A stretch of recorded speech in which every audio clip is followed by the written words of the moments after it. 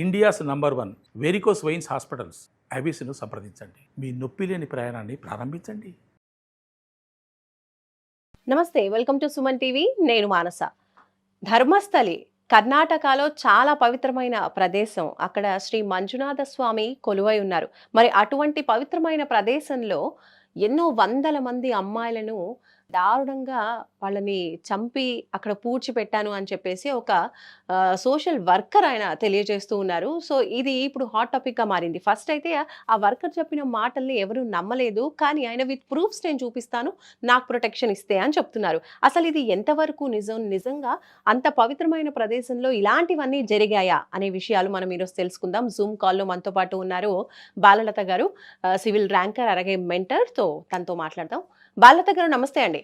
Hello, నమస్తే అండి. So Balalatha గారు చెప్పండి, మీరు కూడా చూస్తున్నారు ఆల్రెడీ, దీని గురించి మీరు కూడా స్పందించారు. నిజంగా ఇలాంటి సంఘటనలు అక్కడ జరుగున్నాయని అనుకుంటున్నారా? ఖచ్చితంగా కొంత నిజాలైతే అక్కడ ఉన్నాయండి. ఎందుకంటే సౌజన్య అనే ఒక అమ్మాయి ఇలాంటి కండిషన్ లోనే అక్కడ చనిపోయింది. ఇంతవరకు ఆ మర్డర్ మిస్టరీ ఇంతవరకు వెళ్ళలేదన్నమాట.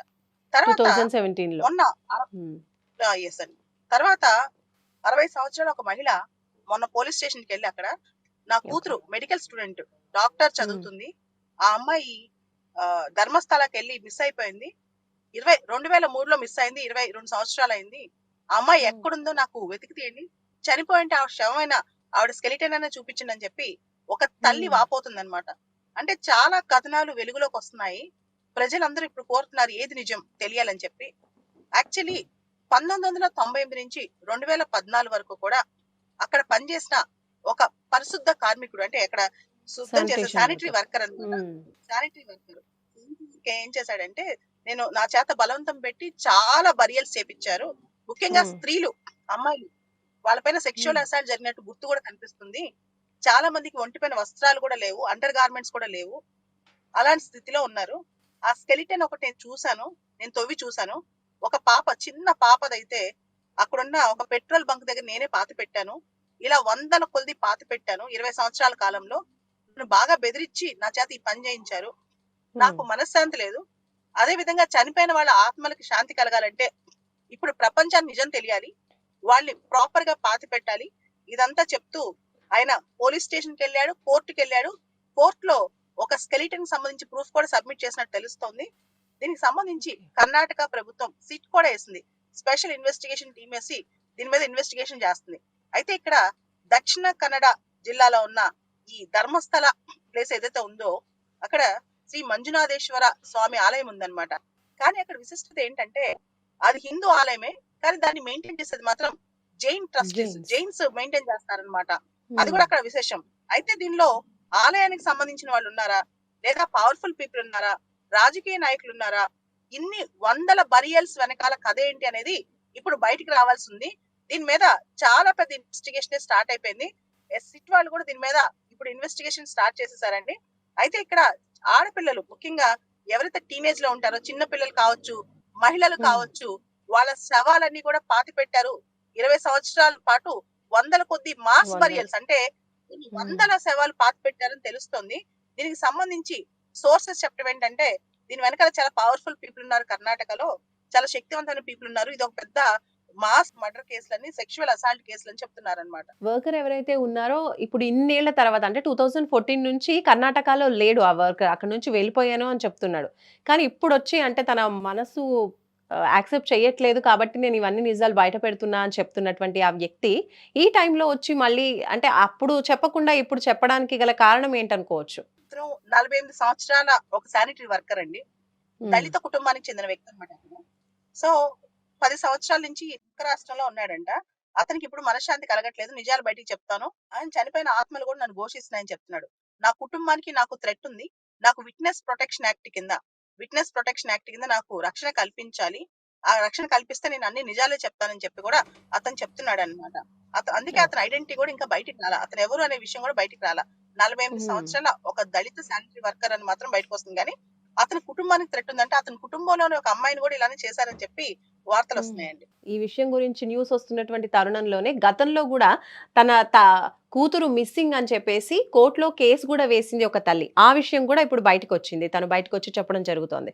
సో ఇలాంటివి ఇంకా ఎన్ని బయటపడతాయి అనేది మున్ముందు మనం చూడాలి. అసలు ఆ 100 మందిలో ఎవరికి సంబంధించిన వాళ్ళు అసలు ఎంతమందిని చంపారు అనేది కూడా ఒక క్లారిటీ అనేది లేదు. అంటే రాజకీయాలకి, ప్రలోభాలకి లొంగకుండా శిక్ష పడుతుంది అనుకోవచ్చా ఫ్యూచర్‌లో? సిట్ వాళ్ళు గత 20 సంవత్సరాలుగా దక్షిణ కన్నడ ప్రాంతంలో, ధర్మస్థల ప్రాంతంలో ఎంతమంది అమ్మాయిలు మిస్ అయ్యారు, ఎంతమంది అమ్మాయిలు కనపట్లేదు అనే దాని మీద కూడా ఆరా తీయనున్నారు. మొత్తం డేటా బయటకు వస్తుంది. ఖచ్చితంగా ఇది రాజకీయాలకు అతీతంగా జరుగుద్ది అనమాట. సో చాలా పెద్ద స్థాయి అధికారులతో సిట్ చేశారు కాబట్టి ఖచ్చితంగా నిజాలు బయటకు వస్తాయి అనుకుందాం. దాంతో పాటు పోలీసులు ఒక పర్మిషన్ కూడా కోరారు. ఈ శానిటరీ వర్కర్ ని అతని పర్మిషన్ తో లై డిటెక్టర్ మరియు బ్రెయిన్ మ్యాపింగ్ టెస్ట్ కూడా చేయించాలి అని. అంటే అతను చెప్తుంది నిజమా అబద్ధం అని చెప్పి lie detector test, brain mapping హ్మ్. టెస్ట్ కూడా చేయించాలి అని చెప్పి పోలీసులు ఇప్పుడు కోర్టును అడిగారు. సో, ఇప్పుడు ఈ వర్కర్ కోరినట్టుగా విషయాలైతే బయటికి తెలియజేయట్లేదు.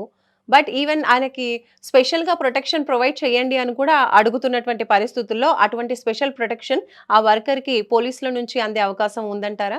అంటే ఇప్పుడు పబ్లిక్ గా విషయం ఇంత బయటకు వచ్చింది కాబట్టి ప్రస్తుతానికైతే హ్మ్. వర్కర్ థ్రెట్ ఉండదు, కానీ అతని బెదిరించే ప్రమాదం ఉండొచ్చు, కానీ ప్రాణానికైతే హాని ఉండదు. ఎందుకంటే ఇంత పబ్లిక్ లోకి వచ్చిన విషయం దేశవ్యాప్తంగా సంచలనం అవుతుంది కాబట్టి అతనైతే ఈ పథకాలను ఏం చేయాలని నేను అనుకుంటున్నాను. అంటే ఇంత పబ్లిక్ లోకి వచ్చినప్పుడు అతనికి ఏమైనా జరిగితే ఖచ్చితంగా ఇంకా గోల్ అవుతుంది కాబట్టి ఆ విషయాన్ని పెద్దగా హైప్ చేయకపోవచ్చు. కాకపోతే మాత్రం ఇన్వెస్టిగేషన్ ప్రాసెస్ లో ఎవిడెన్స్ లేకుండా చేసే ప్రక్రియ మాత్రం స్టార్ట్ అవుతుంది. దాన్ని పోలీసులు చాలా చాకచక్యంగా వ్యవహరించి ఎవిడెన్సెస్ అన్ని కూడా సేకరించాలి. ముఖ్యంగా సౌజన్య అనే అమ్మాయి మర్డర్ గాని, ఈ అనన్య అనే డాక్టర్ ఎవరైతే మెడికల్ స్టూడెంట్ ఉన్నారో వాళ్ళ అమ్మ 22 సంవత్సరాల నుంచి ఒక ఆడపిల్ల కనపడపోతే ఆ తల్లి యొక్క బాధ, 22 సంవత్సరాల నుంచి ఒక ఆడపిల్ల కనపడపోతే ఆ తల్లి యొక్క బాధ ఎంత వర్ణాతీతంగా ఉంటుంది అనేది కూడా మనం ఆలోచించాలి. ఇలా ఎంతమంది ఆడపిల్లలు మిస్ అయ్యారు అనే దాని మీద పెద్ద చర్చ.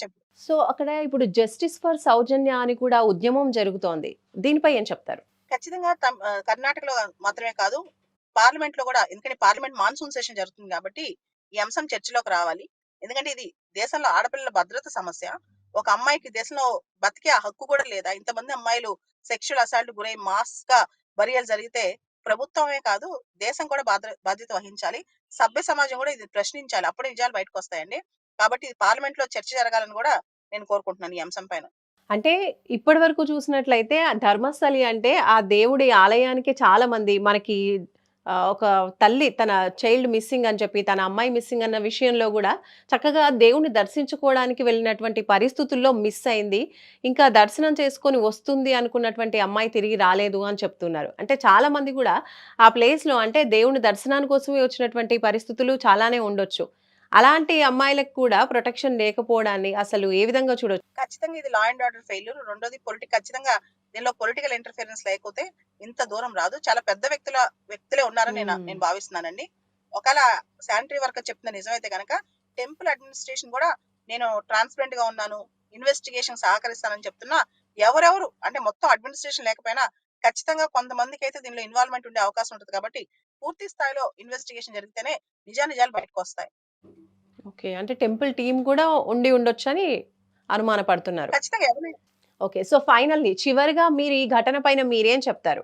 దేశవ్యాప్తంగా మనం చూస్తే గనక అమ్మాయిల పైన సెక్షువల్ అసాల్ట్స్ కావచ్చు విపరీతంగా పెరిగిపోయాయి. చదువుకున్న పెరిగిపోతున్నాయి. వాళ్ళకి చదువుకున్న వాళ్ళకి తేడా లేకుండా ఉందన్నమాట. మెడికల్ కాలేజీల్లో, లా కాలేజీలో, పెద్ద పెద్ద యూనివర్సిటీస్ లో కూడా ఆడపిల్లని వదలట్లేదు. ఇట్లాంటి టైంలో హ్మ్. ఆడపిల్లని ఇలాంటి వాటికి కఠిన శిక్షలు కఠినంగా జరిగితే గనక అంటే ఇమీడియట్ గా ఇన్వెస్టిగేషన్ 1 మంత్ 2 మంత్స్ లో తేలి ఎవరైతే హ్మ్. పెద్దవాళ్ళు ఇన్వాల్వ్ అయినా సరే శిక్ష పడితే గనక ఇలాంటి విషయాల్లో ఖచ్చితంగా ఇంకొకసారి రిపీట్ కాకుండా ఉంటుందండి. Right. Thank you ma'am. Thank you. So, చూస్తున్నారు కదండీ! కర్ణాటకలోని ధర్మస్థలిలో ఎంతో పవిత్రమైన ప్రదేశంలో దేవుడిని దర్శించుకుందామని వచ్చినటువంటి మహిళలకి, అమ్మాయిలకి కూడా ప్రొటెక్షన్ లేకుండా పోతోంది. దాదాపు ఒక 100కి పైగా అమ్మాయిల్ని, మహిళల్ని, చిన్న పిల్లల్ని కూడా పూడ్చిపెట్టాను అని చెప్పేసి అక్కడ వర్క్ చేసేటటువంటి ఒక వర్కర్ చెప్తున్నాడు. అలాగే 10 సంవత్సరాల నుంచి ఆయనైతే అసలు ఆ ప్లేస్‌లో ఉండట్లేదు.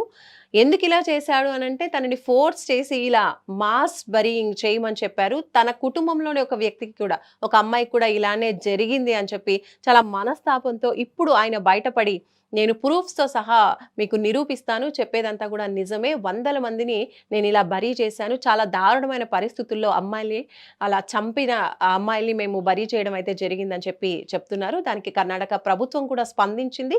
అతనికి కూడా ప్రొటెక్షన్ ప్రొవైడ్ చేస్తూనే చెప్పినవి నిజమా? కాదా అని చెప్పేసి ఒక సిట్‌ని అయితే కర్ణాటక కోర్టు అలాగే పోలీసులు ఏర్పాటు చేయడం జరిగింది. సో, దీనికి సంబంధించి విచారణ అయితే చాలా సీరియస్‌గానే జరిపించబోతున్నట్టుగా మనకు తెలుస్తోంది. సో, మునుముందు ఎలాంటి నిజాలు బయటపడతాయి అనేది చూడాలి. చూస్తూనే ఉండండి సుమన్ టీవీ. నమస్తే.